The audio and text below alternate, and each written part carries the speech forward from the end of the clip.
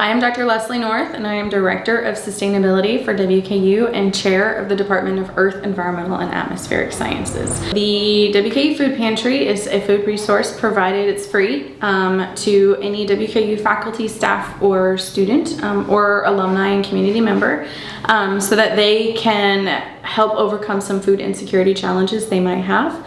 So we provide primarily non-perishable items, some perishable items just depending on if they were donated, but our focus is on non-perishable items and toiletries to help kind of offset some of those financial insecurities that people might be facing. The pantry is open for set hours each day during the fall and spring semester, and then it's open by appointment only in the summer term. We're also available by appointments during the regular semesters if somebody can't make it to us during our regular hours.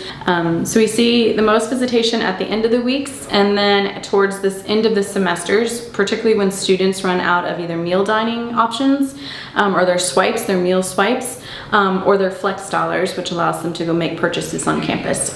So as those run out as the semester goes on, we tend to see more spikes in visitation. And then the other time of the year when we see spikes in visitation are particularly around holidays. And again, just because people are trying to get and use their limited amount of financial resources to cover other things and other activities.